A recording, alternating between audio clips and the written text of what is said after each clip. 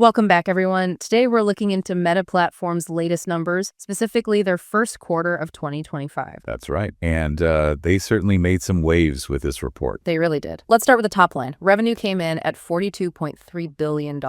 Correct. $42.3 billion, which is a solid 16% increase compared to the same quarter last year. And importantly, that was better than analysts were predicting. Exactly. It surpassed those consensus forecasts. Okay, so strong revenue. What about the bottom line, the net income? Also very strong. They reported $16.64 billion. Wow, okay. And per share? That works out to $6.43 per share, which, represents a huge jump from last year. How huge are we talking? We're looking at something like a 35% to 37% increase year over year. So again, well ahead of what people were expecting. Clearly. Now, Meta's business is mostly ads, right? How did that segment perform? Yeah, advertising is still the core engine. It brought in $41.39 billion just on its own. So almost all of the revenue. And that was up significantly too. Up 16%, just like the overall revenue.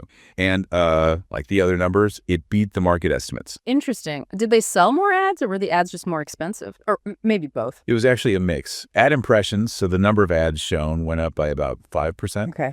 But the average price per ad saw a bigger jump, up by 10%. So they're getting more value out of each ad placement. Got it. So more ads and higher prices driving that revenue growth. Makes sense. Precisely. Now, what about profitability? Did the operating margin improve? It did. It expanded to 41% in Q1 this year. Up from what, about 38% last year? Exactly. A 3 percentage point increase from that 38% figure in Q1 2024. That's pretty good, especially considering expenses. Did expenses go up too? Yes, overall expenses rose by about 9%. Yeah. But it's kind of interesting how, So? well, they actually managed to cut down on overhead costs quite a bit. Oh, okay. But at the same time, spending on research and development shot up by over 20%. So a shift in spending priorities then. Less on running the place, more on building the future, like AI. That seems to be the picture, yeah. And marketing and sales spending was, well, relatively flat during the period. Right. Okay. So strong Q1. Before we move on, just a quick reminder, if you're finding this useful, please do hit that like button and subscribe. It really helps us out. Definitely. Okay, so Q1 was solid. What about the forecast for Q2? Yeah, what are they projecting for the current quarter? They're guiding for revenue between $42.5 billion and $45.5 billion. Okay. How does that compare to what analysts were thinking? It's actually higher. The consensus was sitting around $41.3 billion.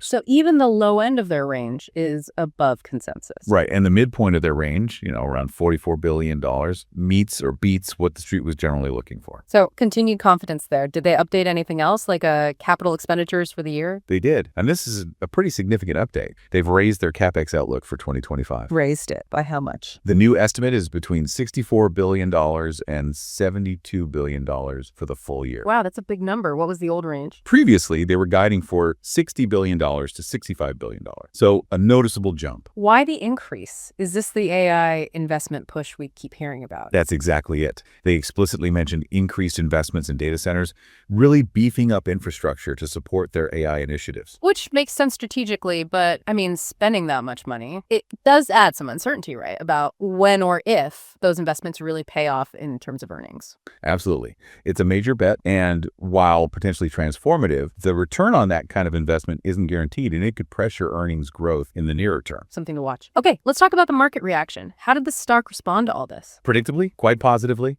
Shortly after the market opened on Thursday, the stock jumped about 7%. Pushing it close to $590 a share, right? Yeah, nearly $590.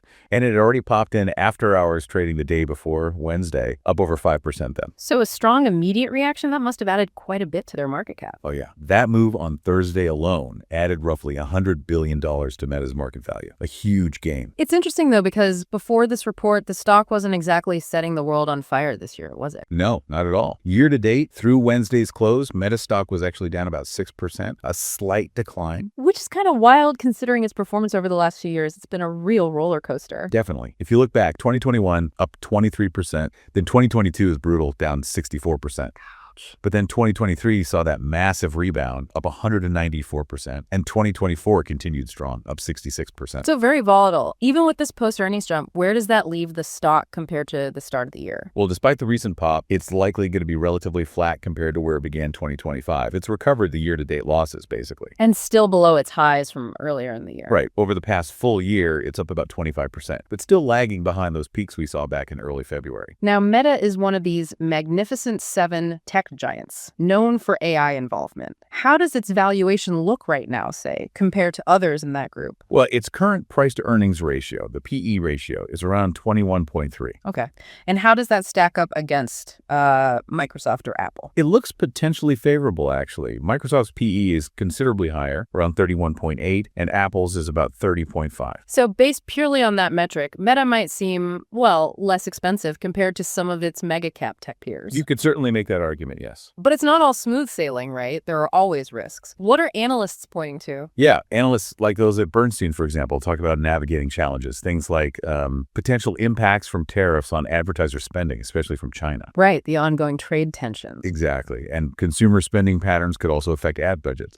Plus, you've always got regulatory uncertainty looming. Is that China ad spending risk a major concern? How exposed is Meta compared to others? It's a concern, for sure, if those advertisers pull back.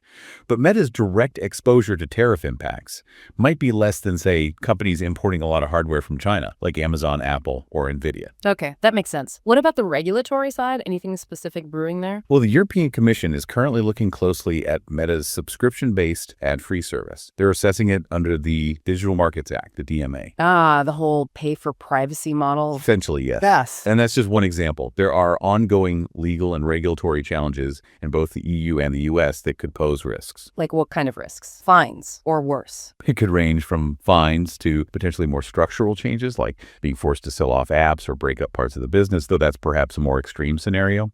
But any significant negative action could definitely hit the share price. Understood. So weighing the strong performance and growth against those risks, is there a sense of where the valuation could go? Any price targets out there? Well, Treff has put out an estimate suggesting a potential value for Meta around $702 per share. $702. Compared to the current price, what kind of upside is that? Based on where the stock was after the after-hours jump, that target represents about a 20% potential upside. How do they justify that target? What's the thinking? It's based on applying a price-to-earnings ratio of about 27 times earnings. Which is higher than its historical average, isn't it? It is. Meta's average PE over the past 4 years or so has been closer to 22. So why the higher multiple now? The justification is really tied to that strong advertising revenue growth we talked about, combined with the improving profitability metrics like the expanding operating margin.